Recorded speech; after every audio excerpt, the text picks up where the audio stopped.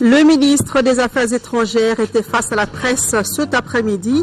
Principaux sujets évoqués, la résolution 2100 des Nations Unies autorisant le déploiement de la MINUSMA et la condamnation des groupes armés qui se forment à tout bout de champ dans le nord du pays. Le transit routier inter-État sur le corridor Bamako-Dakar a été lancé ce jour au Sénégal par le Premier ministre sénégalais. Cette convention de la CEDEAO vise à faciliter la circulation des marchandises dans l'espace communautaire. Elle a été lancée en présence de 4 de nos ministres. Madame, Monsieur, bonsoir. Bienvenue dans ce journal.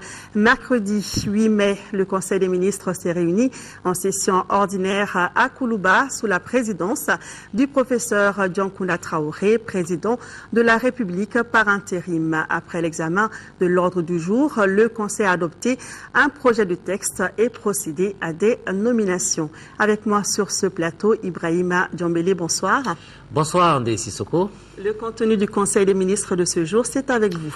Tout à fait, mesdames et messieurs, bonsoir. Au chapitre des mesures législatives, sur présentation du ministre du Travail, de la fonction publique et des relations avec les institutions, le Conseil des ministres a adopté un projet de loi portant modification de la loi du 23 septembre 1992 portant Code du travail en République du Mali, la loi du 23 septembre 1992 portant Code du travail en République du Mali a été adoptée pour créer un environnement juridique favorable à l'accroissement des investissements nationaux et étrangers. Elle visait également à améliorer le cadre légal et réglementaire du travail en assouplissant notamment les procédures de conclusion du contrat de travail, de mise en chômage technique et de licenciement économique.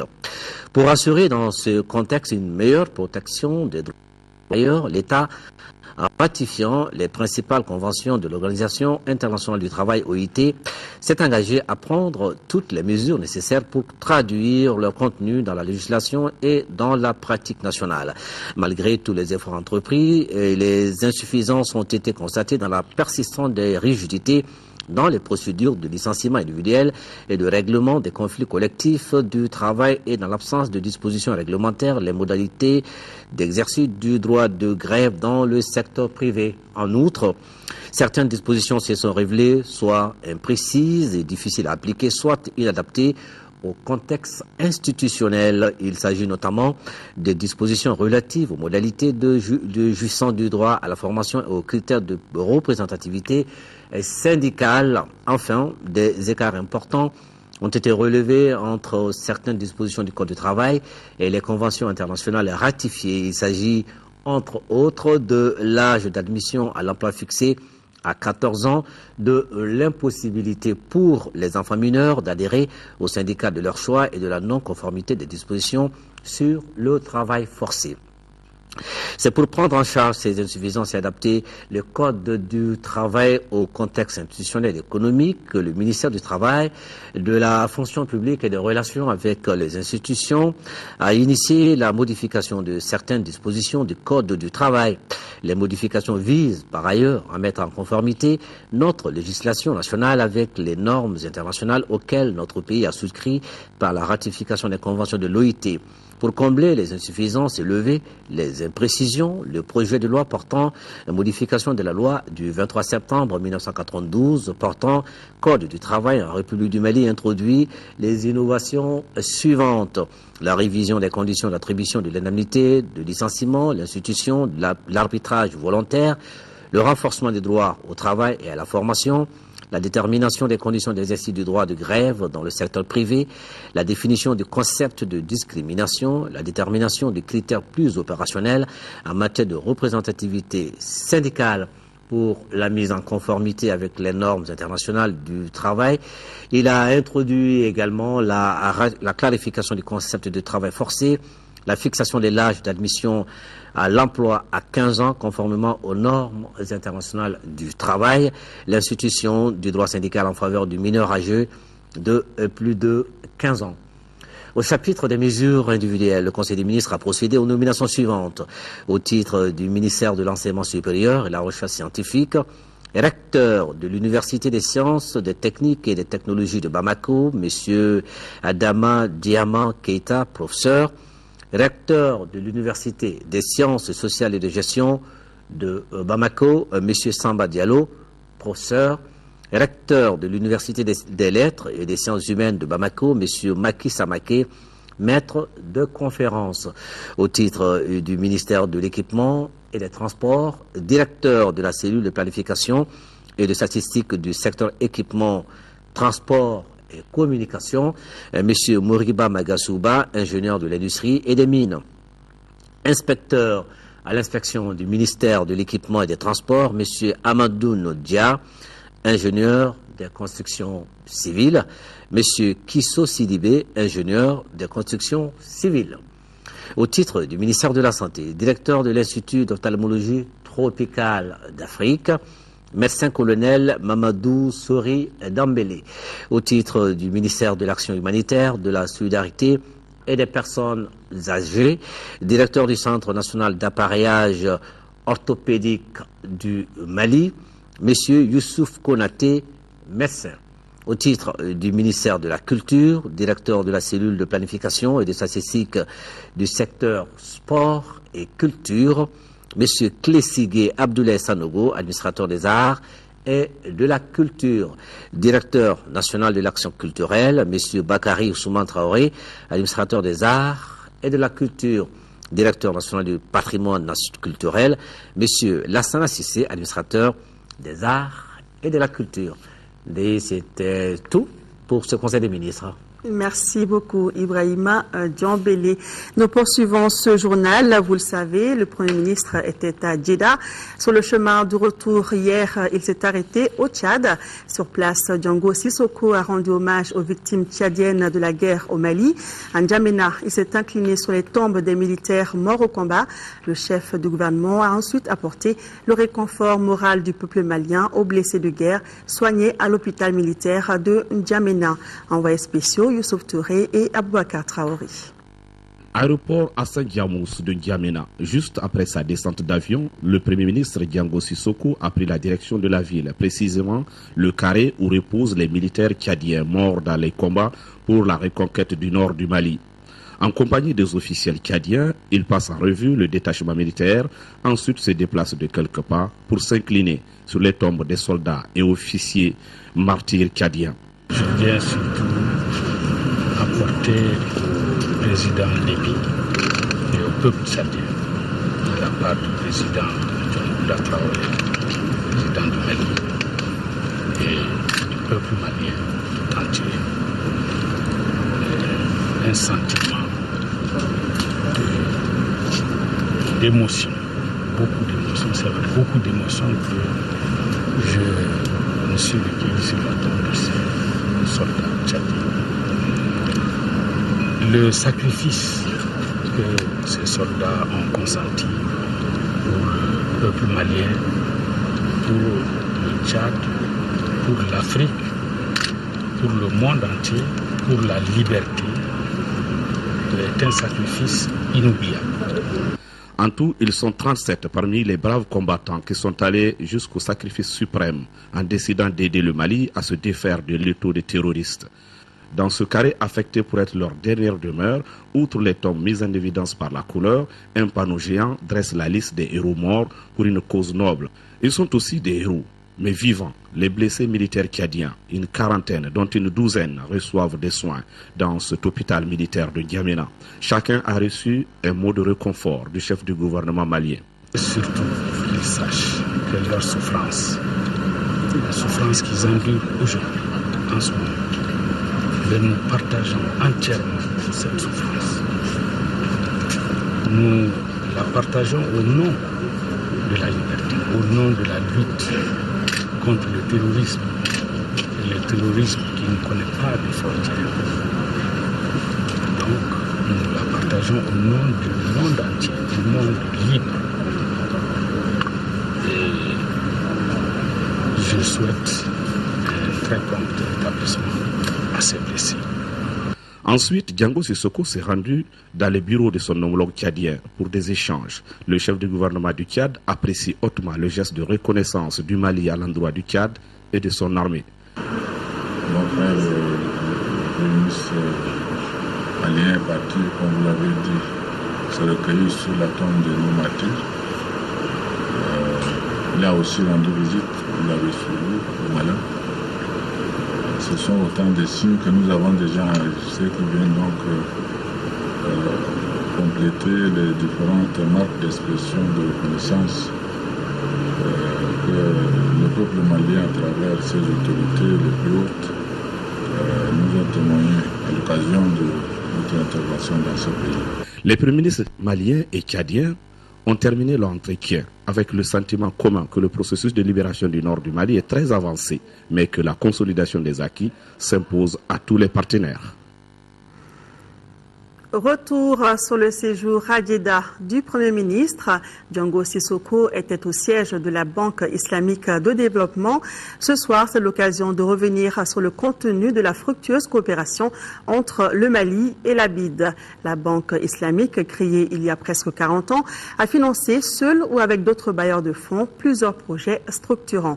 Actuellement, plus d'une trentaine de projets financés par la BID sont en cours d'exécution et d'autres naîtront à la suite des échanges entre le Premier ministre et le président du groupe de la BID, Youssouf Touré, Aboubakar Traoré. Entre la Banque islamique de développement et le Mali, c'est une longue histoire de coopération financière empreinte du sceau de la solidarité islamique. La banque a été créée en 1975 avec 22 pays membres et 3,2 milliards de dollars de capital. En 2012, la BID pèse 48 milliards de dollars apportés par 56 États membres. Le Mali a adhéré à la Banque islamique de développement en 1978. Depuis, notre pays a reçu des investissements cumulés de 782 millions de dollars. La BID a participé au financement de la route Sévaré-Gao. C'est une route que tout le monde connaît. Et la BID a participé au financement du pont de Gao. Et la BID a participé surtout au financement du barrage de Manantali. Et beaucoup d'autres projets aussi ont été financés par la BID, seul ou conjointement avec d'autres bailleurs bilatéraux ou multilatéraux du Mali. Aujourd'hui, la Banque islamique détient au Mali un portefeuille de 32 projets, dont l'un des plus attendus est le barrage de Taoussa. Les travaux de ce important projet, interrompus par l'insécurité et la guerre, reprendront très bientôt. Nous avons également abordé le sujet de la reprise des travaux en ce qui concerne le projet de Taoussa. Le Premier ministre a également parlé de l'importance de développer l'aéroport de Tombouctou. Donc tous ces projets-là, la banque va se concentrer sur tous ces projets-là et va leur donner l'importance qu'ils méritent. Pour le barrage de Taoussa, c'est acquis. C'est acquis. La BID attend le redémarrage des travaux relatifs à ce barrage, puisque les travaux ont été interrompus à la suite de la crise. Et nous espérons qu'ils vont reprendre très bientôt. Alors, en ce qui concerne les infrastructures routières, vous savez, la BID a construit quand même la route la plus longue du Mali. Sévaré-Gao, c'est à peu près 550 km. Il s'est engagé à poursuivre ses efforts dans ces régions du Nord, conformément évidemment aux priorités définies par le gouvernement du Mali. Au Mali, la BID intervient dans le secteur de l'agriculture pour 48%, tandis que 35% des financements vont dans les infrastructures. Pour l'essentiel, il s'agit de prêts concessionnels, c'est-à-dire à des taux d'intérêt et conditions de remboursement très avantageux. Restons à Djeddah. Entre l'institution financière islamique et notre pays, la confiance est totale. La BID répond positivement à l'essentiel des doléances présentées par le Mali. Parmi les plus récentes acceptées, la mobilisation des fonds en faveur de la relance économique au Mali et l'achèvement des travaux de l'aéroport de Bamako-Sénou. Pour en savoir plus, écoutons le vice-président chargé des opérations de la BID, Birama Sidibé. comme le président l'a dit à la fin de la journée, toutes les demandes seront accueillies avec bienveillance. Pour quelles raisons? En raison de la situation particulière du Mali et aussi parce que la réponse que les autorités maliennes ont donnée à cette situation correspond à la vision de la BID en matière de retour à la paix, de retour à la cohésion sociale et de retour surtout vers le développement économique. Dans des situations comme celle-ci, il est logique d'attendre de la part du gouvernement la priorité donnée au secteur privé parce que vous savez, quand la situation économique au niveau de l'État institutionnel est difficile, quand les problèmes fiscaux sont difficiles, le secteur privé est le recours naturel pour l'emploi, pour l'activité économique. Donc le Premier ministre a beaucoup insisté sur le secteur privé, il a beaucoup insisté sur l'agriculture, qui est vraiment la chaîne de valeur où nous avons un avantage comparatif définitif. Je crois que la sécurité alimentaire, le commerce, le rôle du secteur privé dans l'agriculture sont des rôles fondamentaux, des rôles structurants. On était particulièrement sensible à la demande des autorités maliennes de désenclavement du nord du Mali, de participer à l'effort global. Nous allons vraiment faire notre mieux pour contribuer au financement de tout cela. Le premier tronçon est déjà dans le barrage de Taoussa. Le second est sous étude pour le fonds européen. Et le troisième tronçon, nous nous sommes engagés effectivement à mobiliser les ressources à la fois internes pour la BID et aussi de nos pairs, les bailleurs de fonds de groupe de coordination, à l'occasion d'une réunion qu'on voudrait souhaiter organiser pour enfin désenclaver complètement le nord du Mali, pas par rapport à Bamako, mais par rapport au reste du monde. Et bien, il y a un autre projet sur lequel le Premier ministre a beaucoup parlé. Je ne sais pas ce que vous en pensez, l'achèvement des travaux de l'aéroport de Bamako. Voilà, bon, ça aussi c'est une demande qui fait sens, puisque malheureusement c'est un très bel ouvrage qui a été interrompu en raison des événements. Il n'était pas très loin d'être fini. Il faut remercier le Millennium Challenge d'avoir fait quelque chose de très bien et la piste est le standard vraiment international. Vous avez bien vu qu'elle peut accueillir les plus gros monstres aériens. Donc ce qui reste à faire, c'est vraiment terminer les travaux d'infrastructure et d'équipement de l'aérogare principal et ce que avec la demande du Mali, nous sommes en train de faire. Nous sommes en train de compléter l'évaluation des travaux restants à faire et nous espérons que plus tard, avant le Ramadan ou après le Ramadan, obtenir l'approbation du Conseil de l'Habitat. Et rappelons que le Premier ministre est rentré hier en début de soirée à Bamako. Le président de l'Assemblée nationale par intérim, Younouss Touré, a reçu en audience une délégation de l'Assemblée parlementaire de l'OTAN, l'organisation du traité de l'Atlantique Nord, conduite par Hugues Bailey. La libération des 3 régions du Nord, l'appui que les pays occidentaux membres de l'OTAN apporteront au Mali après la crise ont été largement soulignés. Compte rendu de Mahamadou Doumbia. Cette délégation de 3 parlementaires de l'OTAN, l'organisation du traité de l'Atlantique Nord, a été reçue par le président de l'Assemblée nationale, Younouss Touré. Au cours de cette audience, l'intervention des forces armées françaises et africaines a été largement évoquée et les résultats issus de ces interventions militaires ont été bien appréciés par les parlementaires de l'OTAN. Nous avons réussi l'essentiel, la première partie de cette action, grâce à la mobilisation des forces africaines et naturellement des forces européennes, nous avons pu éradiquer ce premier danger. Mais le grand enjeu de demain, c'est la stabilisation de la sécurité, notamment dans le Nord, et la consolidation de l'état de droit et la grande politique de développement. À l'instar des autres pays membres de notre alliance de l'OTAN, appuie l'intervention française au Mali. De même, je vais élaborer un rapport avec Madame Améline afin d'informer les différents parlementaires issus des États membres de l'OTAN sur la situation en cours ici au Mali. Après l'audience, la commission de défense de l'Assemblée nationale a aussi reçu la délégation des parlementaires de l'OTAN pour une séance de travail. Créé le 4 avril 1949, après la Seconde Guerre mondiale, par 5 pays européens au départ, qui sont la Belgique, la France, le Luxembourg, les Pays-Bas et le Royaume-Uni, avec le Canada et les États-Unis d'Amérique, l'OTAN regroupe aujourd'hui 28 pays occidentaux. Le président de l'Assemblée nationale porte à la connaissance des honorables députés qu'une séance plénière de la session ordinaire en cours se tiendra demain, jeudi 9 mai et jour suivant, s'il y a lieu, à partir de 10h dans la salle Modibo Keïta. Le projet d'ordre du jour porte sur l'installation de la commission ad hoc d'examen des demandes de levée de l'immunité parlementaire, les délibérations sur des projets de loi intéressant la vie de la nation et sur des communications. Le président compte sur la présence effective des honorables députés. La séance est publique. Le ministre des Affaires étrangères et de la coopération internationale était face à la presse cet après-midi pour faire le point des activités de son département. Il a été essentiellement question du contenu de la résolution 2100. Tchémon Hubert Koulibaly a évoqué aussi avec les journalistes l'évolution de la situation politique et sécuritaire au Mali. Il a saisi cette opportunité pour fustiger les multiples créations de groupuscules dans le nord du pays. Nous faisons le point avec Ibrahima Traoré. Le ministre des Affaires étrangères et de la coopération internationale retrouve la presse pour partager avec elle le contenu de la résolution 2100 récemment votée par le Conseil de sécurité des Nations Unies. Le document autorise le déploiement d'une force de stabilisation au Mali.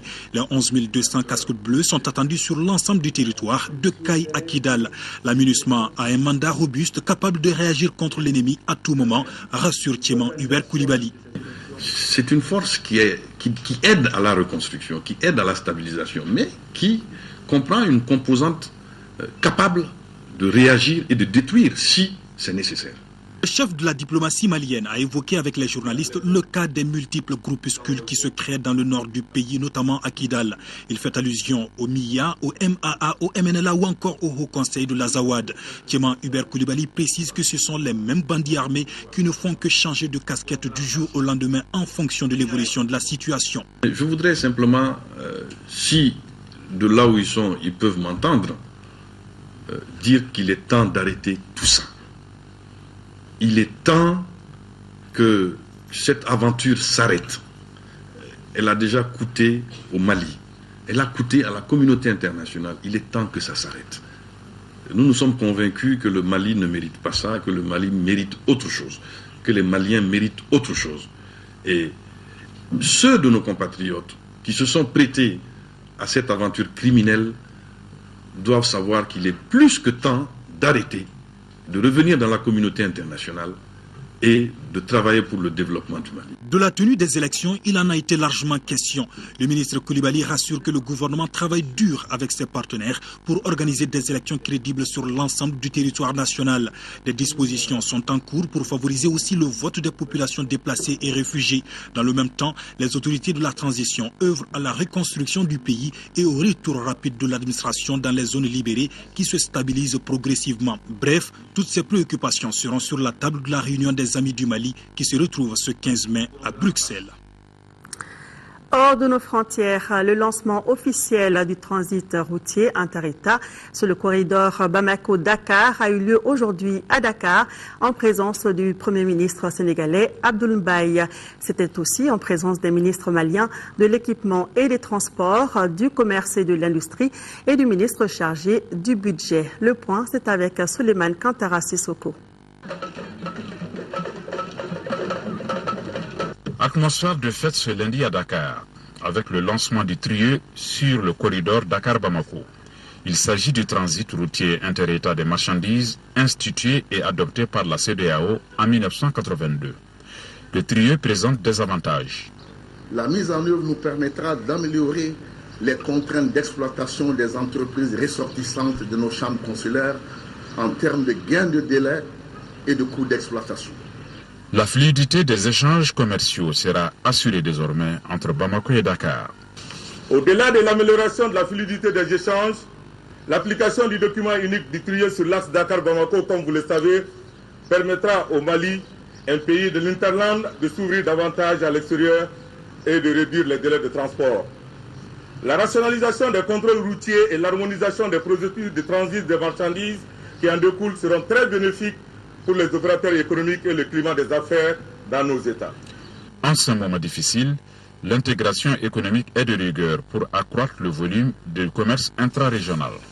dans un contexte économique international difficile, marqué par un ralentissement de la croissance et une montée en puissance de l'insécurité au niveau des frontières, il est d'une impérieuse nécessité pour nos pays en voie de développement de donner corps à l'intégration économique sous-régionale. La cérémonie a pris fin par une démonstration d'une opération de transport sous Trieux.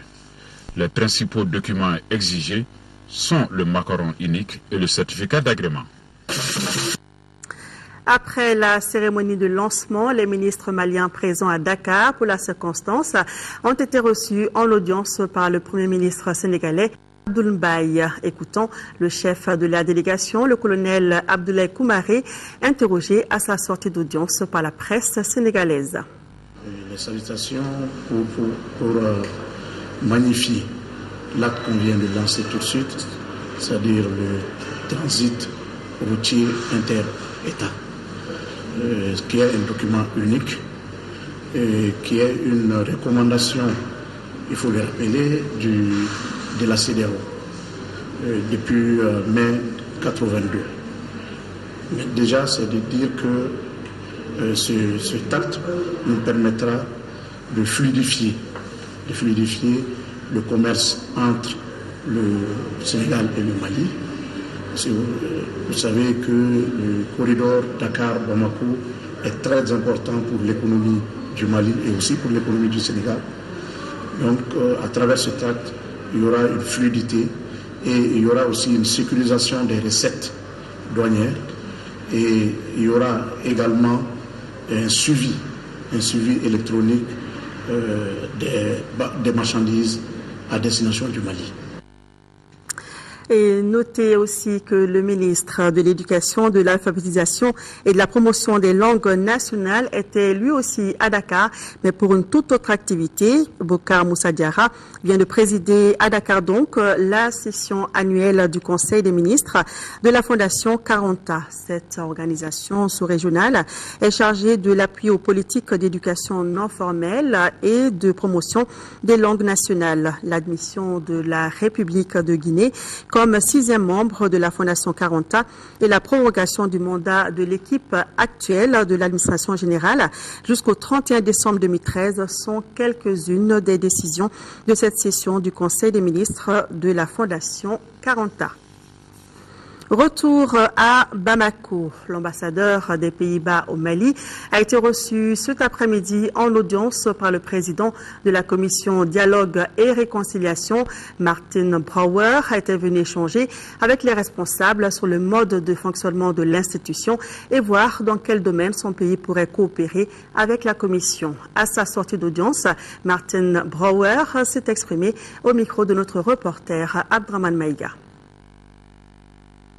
Ça, c'était un premier entretien avec la commission, le président et les 2 vice-présidents pour savoir mieux quel est le mandat, quelle est la sorte de travail, la modalité pour la commission.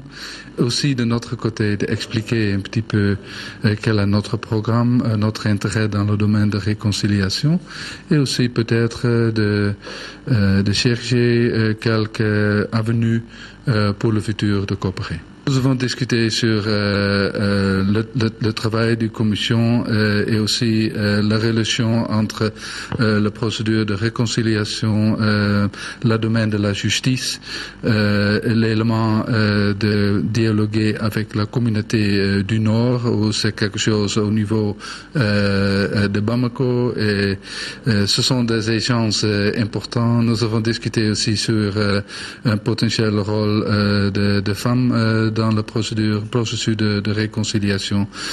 Donc, je pense vraiment que ça, c'était un échange ouvert. Il y aura un accompagnement dans le domaine de sécurité et l'état de droit pour les 2 ou 3 années à arriver. Nous sommes ouverts à ce moment pour comprendre mieux quels sont les besoins et qu'est-ce qu'on peut faire et quoi on peut faire pour cette commission et aussi de coopérer peut-être avec des autres partenaires. Le porte-parole de la MISMA a tenu ce matin le point de presse hebdomadaire de l'organisation ici à Bamako. L'information qu'on peut retenir est la présence de l'armée malienne et de la MISMA à Ber, une localité située à 60 km au nord de Tombouctou. Le porte-parole a également informé les hommes de médias de l'arrivée de la première vague du bataillon logistique. Cette troupe sera chargée d'approvisionner la force de la MISMA en termes de matériel logistique. Reportage de Moussa Fadi. Les forces de la MISMA et celles du Mali ont le contrôle des Ber. C'est la principale information donnée ce matin par le porte-parole de la MISMA. C'était au cours de la traditionnelle conférence de presse de la mission. Les militaires de la MISMA contrôlent et sécurisent aujourd'hui la localité de Ber conjointement avec les forces armées maliennes. Le calme est revenu à Ber. Ce que je peux vous dire dans ça, c'est que ceux qui étaient venus pour attaquer ou agresser la population, ceux-là se sont retirés de la ville. Il n'y a pas de trouble dans la ville de Ber. Voilà le rôle que joue la MISMA. Les journalistes se sont aussi intéressés à l'éternelle question de Kidal et relative au désarmement du MNLA. Kidal et du MNLA. Allons doucement, parce que ça va être réglé. Vous savez que ça va être réglé. Je ne peux pas prédire. La MISMA a pour mission de soutenir l'armée malienne dans la libération du pays. La presse a été informée de l'arrivée de la première vague du bataillon logistique. Cette troupe sera basée à Sévaré pour l'approvisionnement des forces de la MISMA en termes de matériel logistique. Et suite aux nombreuses contributions à l'effort de guerre, le ministre de l'Économie, des Finances et du Budget informe le public que la situation du compte bancaire ouvert à la BDM SA intitulé « Appui aux forces armées » présente à la date du 3 mai 2013 un solde de 2,734,915,600 francs CFA. Le ministre de l'Économie, des Finances et du Budget renouvelle sa profonde gratitude à l'ensemble des généreux donateurs et les informe que la liste complète des donateurs figure sur le site web du ministère. La réconciliation nationale et les élections ont été les sujets évoqués par le ministre des Affaires religieuses et du culte en visite à Tombouctou. Avec sa délégation, le docteur Yacouba Traoré s'est rendu sur les sites des mausolées détruits et a aussi visité les églises catholiques et protestantes de la ville. Reportage de Yéa Tandina. Pour cette première visite à Tombouctou du ministre des Affaires religieuses et du culte, qui était venu apporter le message du gouvernement aux populations de la 6e région. Deux sujets ont marqué ces échanges avec les religieux, la réconciliation nationale et les élections. Transmettre le message du gouvernement a invité les leaders religieux, les notabilités et toute la population de Tombouctou à s'investir davantage dans les travaux de réconciliation, de dialogue et de réconciliation qui doivent commencer sous peu. Et saluer l'esprit de tolérance, l'esprit d'union nationale, de cohésion sociale qui a toujours régné à Tombouctou. Pour les religieux de Tombouctou, cette mission du département des affaires religieuses et des cultes est d'une importance capitale dans une ville de tolérance religieuse. Nous visons tous les mêmes objectifs, surtout dans le domaine de la tolérance religieuse, surtout dans le domaine aussi de la réconciliation des cœurs et des esprits, et également au niveau des élections, le comportement que les musulmans, que les jeunes, que la population doit adopter. Cela nous donne vraiment de l'espoir. Et comme je l'ai dit, comme d'autres ont dit avant moi, Tombouctou est une terre d'hospitalité, mais aussi vraiment de tolérance religieuse. Nous, en tant que leaders religieux, nous sommes venus ici pour apporter notre soutien au peuple, à la population de Tombouctou, à travers leurs leaders religieux, sur lesquels nous comptons beaucoup pour alors promouvoir la paix et consolider la paix, parce que même après cette situation qui ne saurait être une fatalité, nous sommes des gens qui avons de l'expérience. Ici, à Bamako, les leaders spirituels du Mali s'insurgent contre ce qu'ils appellent l'exception Kidal. Ils souhaitent une plus forte implication des religieux dans le processus de réconciliation. C'est au cours d'une conférence organisée à l'intention de la presse nationale et internationale qu'ils l'ont fait savoir, entre autres sujets. Le point avec Alousseni Touré. Le groupement des leaders spirituels musulmans du Mali est une association qui regroupe les érudits des grandes familles maraboutiques de notre pays. Il a été créé à la faveur de l'occupation de notre pays par les djihadistes et autres narcotrafiquants. À travers cette conférence de presse, le bureau a voulu partager avec la presse son analyse sur la situation politique du pays. Première organisation à s'être démarquée de l'esprit religieux qui aurait motivé l'agression de notre pays, le groupement des leaders spirituels du Mali avait condamné sans réserve la destruction des mausolées de Tombouctou et a entrepris d'expliquer la charia aux fidèles musulmans. Aussi, le groupement n'entend pas être en marge dans le choix des futurs dirigeants, d'où un appel urgent aux électeurs à se mobiliser pour garantir la transparence des élections. Sans s'opposer au travail de la commission Dialogue et Réconciliation, le groupement des leaders spirituels du Mali y voit des insuffisances, notamment dans sa composition. La commission a été mise en place par les autorités. Le groupement, comme tout bon citoyen, se doit d'œuvrer à la paix et à la stabilité dans le pays. Le groupement des leaders spirituels du Mali dit ne pas comprendre l'exception de Kidal.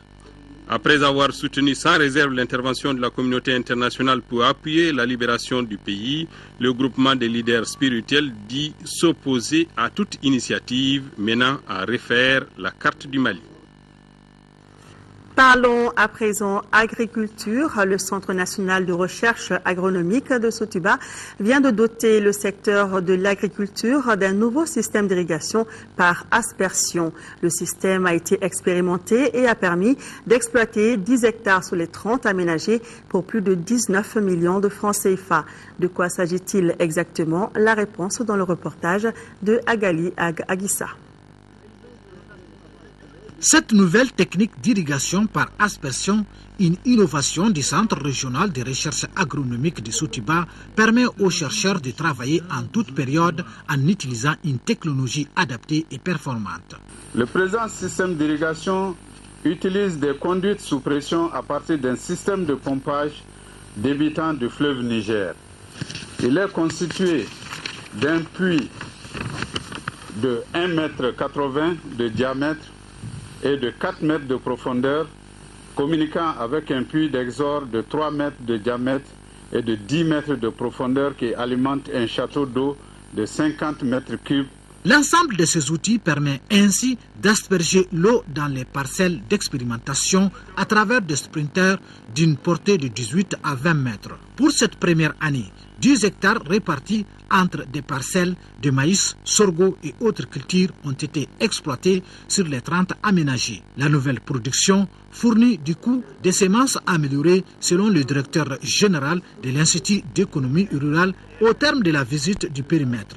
Le ministre qui avait auparavant coupé le ruban symbolique s'est dit fier des installations en fondant beaucoup d'espoir sur la recherche agronomique. Le résultat qu'on peut attendre au bout de 10 ans, eh bien, nous pouvons désormais l'avoir au bout de 4 ans. Donc le cycle de recherche est abrégé. C'est certainement une expérience qu'il faut saluer, qu'il faut encourager et je souhaite qu'elle puisse s'étendre à d'autres centres de recherche. Même son de cloche chez le partenaire, le représentant du projet Alliance pour une révolution verte en Afrique, le docteur Aboubakar Touré. Notons que la réalisation de ce système a coûté plus de 191 millions de francs CFA, financés à hauteur de 143 millions de francs par le projet Alliance pour la révolution verte en Afrique. Le projet appuie également notre pays dans la formation et le perfectionnement des cadres dans le domaine de l'agriculture. De l'agriculture, nous passons à l'humanitaire. Le mouvement de la Croix-Rouge et du Croissant-Rouge fête ce mercredi 8 mai ses 150 ans d'action humanitaire. À cette occasion, la Croix-Rouge malienne a animé ce matin à son siège une conférence de presse sous le thème « La Croix-Rouge malienne face aux défis de l'heure, bilan et perspectives ». Nando Dambélé. Créé en 1863, le mouvement de la Croix-Rouge et du Croissant-Rouge a aujourd'hui 150 ans. Créée elle le 20 août 1965, la Croix-Rouge malienne boucle ses 48 ans. Que de chemin parcouru. Pour cette journée du 8 mai, l'occasion nous est donnée aujourd'hui de la célébrer avec les 187 sociétés nationales de par le monde et de marquer un siècle et demi d'action et d'engagement indéfectible pour fournir des services humanitaires appropriés aux populations les plus vulnérables de par le monde dans un contexte changeant. En 150 ans, la souffrance des populations, elle n'a pas diminué. Malgré le travail du mouvement, d'autres acteurs humanitaires, les crises continuent à survenir, les besoins continuent à surgir. La présente conférence de presse s'inscrit dans le cadre des activités programmées en prélude à la commémoration de ce 150e anniversaire, un événement capital pour la Croix-Rouge malienne. Le Mali actuellement traverse en termes de population en vulnérabilité extrême.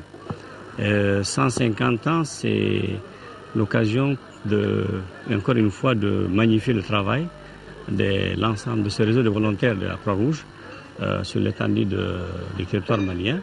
La projection sur l'aperçu général de la Croix-Rouge malienne et les réactions des journalistes ont permis d'apprécier le bilan, de mesurer les défis et de percevoir les perspectives de cette organisation. Les travaux du 3e conseil de direction des domaines et du cadastre ont pris fin hier à la dette publique. Les participants ont entre autres passé en revue la gestion foncière et analysé les difficultés du secteur. Les principales recommandations issues de la rencontre, c'est avec Abdraman Maïga.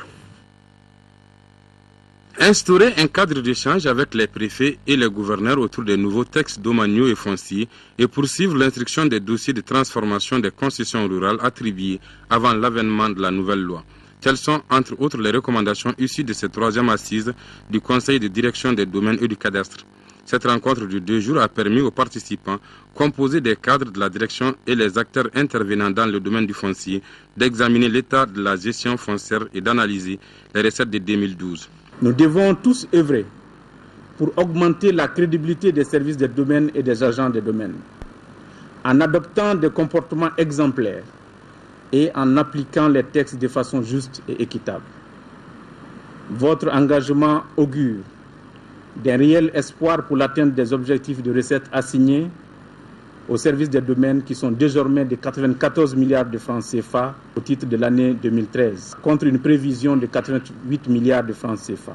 La rencontre a également permis aux participants d'appréhender les difficultés qui entravent l'atteinte des objectifs assignés au département du logement, des affaires foncières et de l'urbanisme. Ils sont par exemple le manque d'équipement et de matériel de bureau, le manque de formation des agents, l'insuffisance du personnel qualifié et l'absence de cabinets géomètres experts dans certaines localités du pays.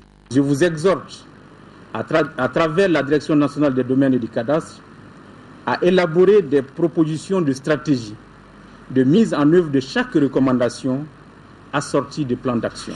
Permettez-moi, mesdames et messieurs, de vous rassurer que ces recommandations feront l'objet d'une attention particulière de ma part. Les recommandations retenues sont l'augmentation des prix de cession des terrains du domaine privé immobilier de l'État, la nécessité d'élaborer des procédures de recouvrement des recettes domaniales et l'implication de la Direction nationale du domaine et du cadastre dans les prises de décision des conseils d'administration des sociétés. Le ministère de l'Environnement et de l'Assainissement et le groupe Clédou ont signé cette semaine des contrats de concession de la forêt classée de la Faya et des réserves de faune du Soussan et Baoufin-Baoulé. Le groupe Clédou devient ainsi locataire de ces réserves où il pourra développer plusieurs activités, notamment l'écotourisme. Youssouf Diakité nous en parle. La lutte contre les effets des changements climatiques, la déforestation, de la menace de l'écosystème, de la dégradation avancée de nos sols, voilà les objectifs visés par le ministère de l'Environnement et de l'Assainissement à travers la signature de ces contrats avec son partenaire, le groupe Clédou. L'objectif recherché par les deux parties est de gagner le pari de la protection de notre cadre de vie, particulièrement les forêts classées de la Faya sur la route de Ségou. Le gouvernement du Mali a préconisé le partenariat public-privé dans le domaine du développement rural depuis la décennie 1990-2000. C'est d'ailleurs le premier axe stratégique de mise en œuvre de la politique forestière nationale. Aujourd'hui, La convergence de l'exploitation abusive des ressources forestières et fauniques et des menaces dues au changement climatique entraîne une pression sans précédent sur les ressources naturelles et accroît leur dégradation. Dans ces contrats, le groupe Clédou s'engage à mener plusieurs activités. Dès la signature de ce contrat, prendre toutes les dispositions qu'il faut pour le développement de tous ces espaces. Vous n'ignorez pas que déjà, nous avons commencé à développer déjà des élevages d'autruches. Nous faisons des élevages d'abeilles. Nous avons également des tortues. Et je vous promets que d'ici les années à venir, beaucoup de choses vont se développer à travers cet espace pour lequel nous venons de signer aujourd'hui. Le directeur national des eaux et forêts estime que le salis des forêts et des aires protégées passe aujourd'hui par le renforcement du partenariat public-privé. Car, précise-t-il, le ministère de l'Environnement ne dispose pas de ressources financières, humaines et matérielles suffisantes pour gérer durablement nos massifs forestiers.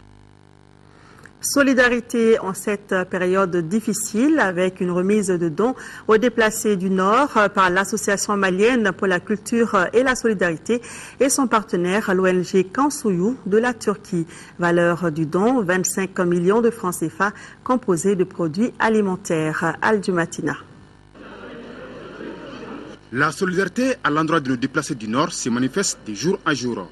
La dernière en date est la donation de produits alimentaires, à savoir du riz, du sucre, des pâtes et de l'huile à nos compatriotes. Ce don d'une valeur de 25 millions est un geste de l'Association malienne pour la culture et la solidarité MS et son partenaire Kansuyu, une ONG islamique turque œuvrant dans le domaine humanitaire. Kansuyu fait aussi des puits sur tout le territoire africain, notamment aujourd'hui au Mali, environ 68 puits ont été inaugurés jusque maintenant. Il se trouve aussi que particulièrement lorsqu'il y a des catastrophes naturelles, des tremblements de terre ou des besoins d'urgence dans certains pays, Kansuyu se déplace justement dans ce cadre. Avec le problème de la crise du Nord, nous on a écrit à nos partenaires TIR afin qu'ils viennent à notre secours. Alhamdulillah, ils ont répondu à notre appel. Il seront environ 1000 personnes à bénéficier de cette aide. Les zones ciblées sont Bamako, Sikasso, Ségou et Mopti. Certes, le geste démontre davantage la solidarité que prône la religion musulmane, mais répond aussi aux soucis des plus hautes autorités. Je sais aujourd'hui la dimension des relations qui nous lient entre le peuple turc aujourd'hui. Depuis ces événements jusqu'à aujourd'hui, la Turquie a fait manifestation d'une générosité sans égale et ça continue encore. Une occasion pour moi vraiment de remercier le peuple turc pour tout ce que ce peuple a fait aujourd'hui à l'endroit du peuple malien. Selon l'AMS et son partenaire l'ONG Kansuyu, d'autres donations s'effectueront dans les jours à venir. Voilà, c'est tout pour ce journal. Merci de l'avoir suivi. C'est avec plaisir que je vous retrouve demain soir pour d'autres informations. Mais déjà, dans la matinée, vous serez avec Sira Batili. Merci de visiter notre site www.ortm.ml.